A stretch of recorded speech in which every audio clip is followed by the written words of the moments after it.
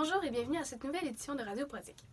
La vidéo d'aujourd'hui portera sur l'une des guerres les moins célèbres au monde, mais qui est pourtant la 9e guerre la plus sanglante au monde. Je parle bien de la guerre civile russe. Pour faire court, la guerre civile russe est un conflit entre deux idéologies politiques différentes, soit celle de l'armée blanche contre celle de l'armée rouge. Ce conflit s'est étendu sur 6 ans et a sévèrement brimé les droits et libertés de l'individu. Nous avons contacté des chercheurs et des historiens qui vont nous aider à comprendre un peu plus l'univers de la guerre civile russe en nous donnant un peu plus de détails sur cette guerre.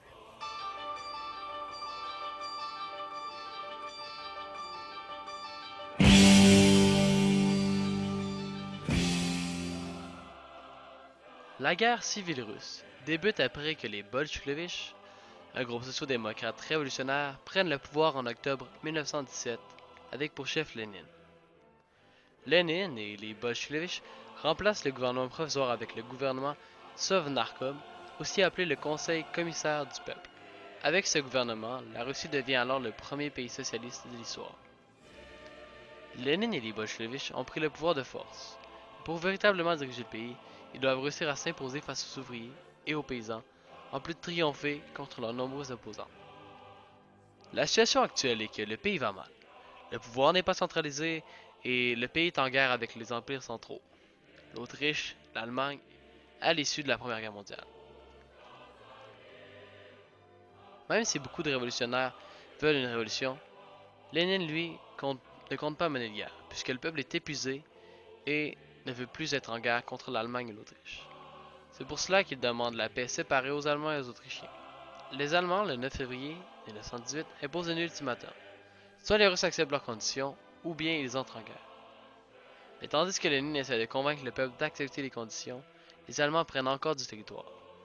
Les Allemands ont alors de nouvelles conditions, la paix, à condition qu'ils gardent le territoire conquis. La Russie a donc perdu un tiers de sa population, un tiers de ses terres agricoles, la moitié de son industrie et 90% de ses réserves de charbon. À cause de cela, le gouvernement est maintenant très peu apprécié. Et le nombre de gens qui regrettent les tsars, le gouvernement provisoire et la constituante, en plus derrière les bolcheviks, deviennent de plus en plus nombreux. Ceux-ci forment alors des groupes nommés les Blancs. Ils sont surtout composés d'officiers et de bourgeois. Les bolcheviks, ou les Rouges, sont alors leurs adversaires. En 1918, on peut alors observer 3 grands groupes de Blancs, une au Don, une en Sibérie et une au nord-est. Les Rouges sont alors encerclés. Mais Trotsky, le chef de l'armée rouge, décide de faire 2 réformes. La première est d'engager plusieurs anciens officiers de service pour former l'armée rouge, et la seconde est la circonscription de masse pour engager des paysans. Mais l'armée acquise compte simplement trop d'hommes. Ils n'ont simplement pas assez de ressources. Les bolcheviks ont donc fait la guerre civile pour le grain. Dans cette période, ils prennent une partie des récoltes des paysans, qu'ils ne le veuillent ou non. Mais cette guerre civile pour le grain déclenche alors de grandes vagues de cannibalisme, de famine, de terreur et de révolte. On peut ainsi dire que les réformes ont permis une armée mais aussi beaucoup plus de problèmes. Lorsque les Blancs décident d'attaquer, ils ne coordonnent pas leurs attaques. Alors, bien qu'ils aient été supérieurs en nombre total, ils furent repoussés à tour de rôle. Après les hostilités, Nicolas II et sa famille sont tous fusillés afin d'empêcher les Blancs de restaurer le système. C'est donc ainsi que se termine la guerre civile russe, les Rouges aux commandes du pays. Voici maintenant Linda Saint-Onge qui va nous parler des origines de ce conflit.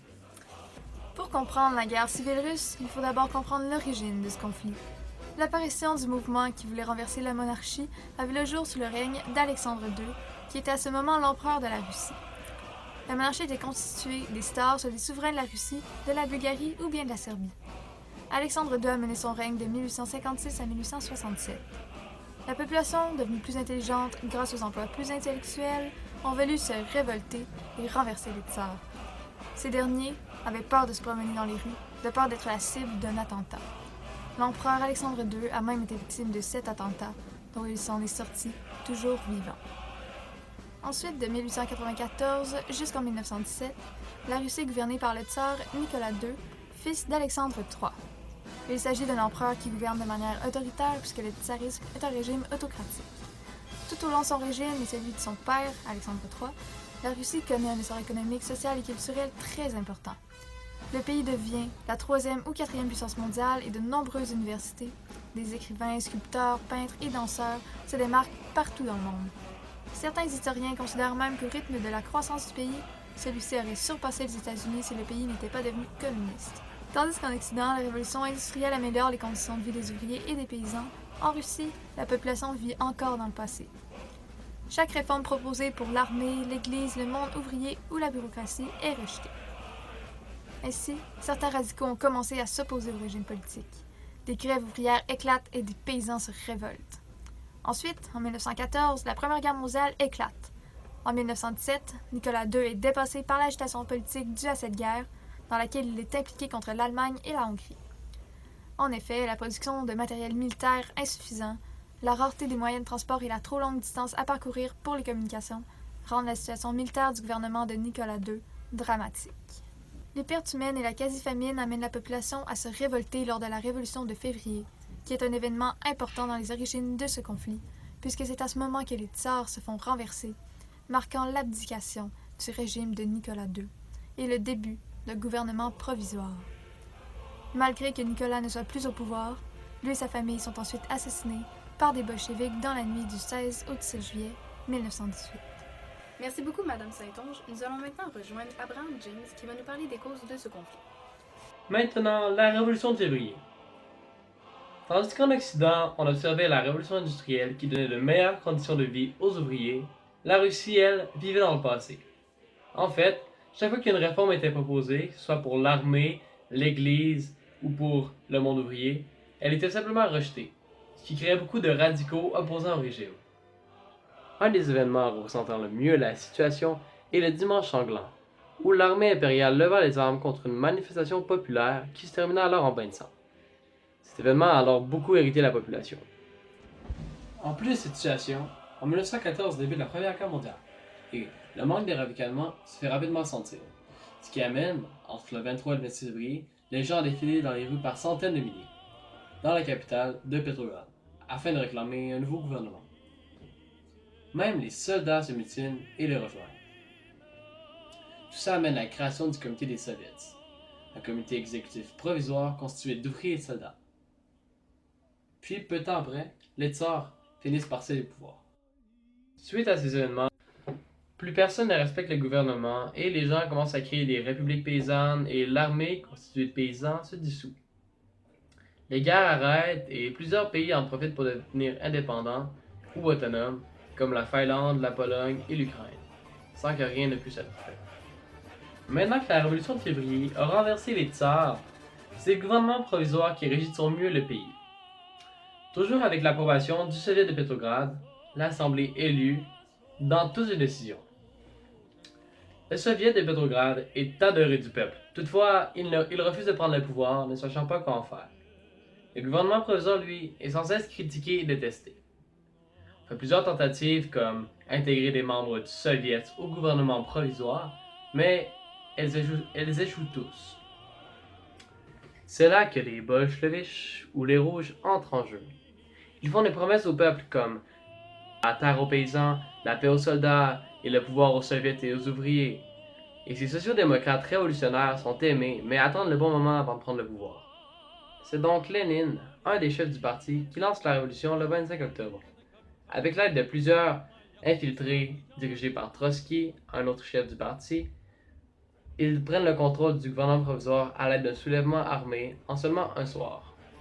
Merci beaucoup, Monsieur James, pour ces causes. Nous allons maintenant passer aux conséquences du conflit avec Madame Joanie Tremblay.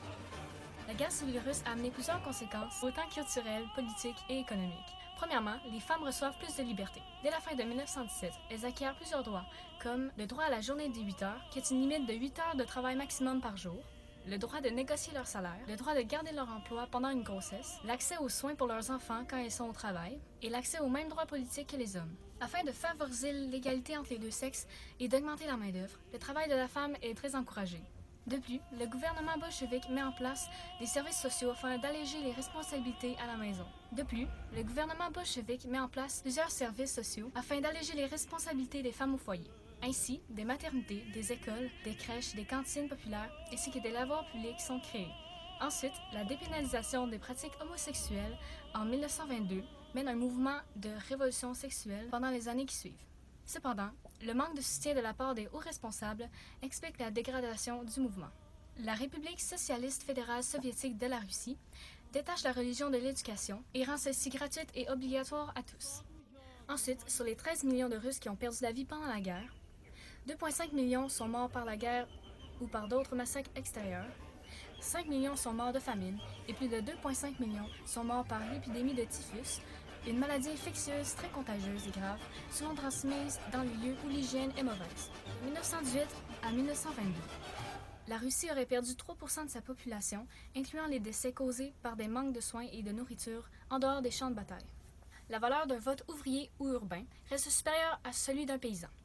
Cependant, ces derniers reçoivent le partage des terres leur permettant d'agrandir leur terrain de 2 à 3 hectares chacun. Finalement, le renversement du régime tsariste amène la prise de pouvoir par les bolcheviks. Ainsi, les anciennes structures féodales de la Russie tsariste s'écroulent et se font remplacer par un nouveau régime. En 1922, l'URSS, Union des républiques socialistes soviétiques, est créée. C'est ce qui conclut la vidéo d'aujourd'hui. Nous espérons vous avoir aidé à comprendre un peu mieux la guerre civile russe et nous vous reverrons la semaine prochaine avec un nouvel épisode.